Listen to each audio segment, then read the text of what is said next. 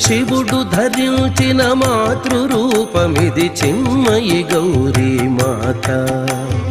భవాని దాల్చిన పితృరూపమిది మహాదేవుడి శివుడు. శివుడు ధరించిన మాతృరూపమిది చిన్మయి గౌరీ మాత. చిన్మయి గౌరీ మాత.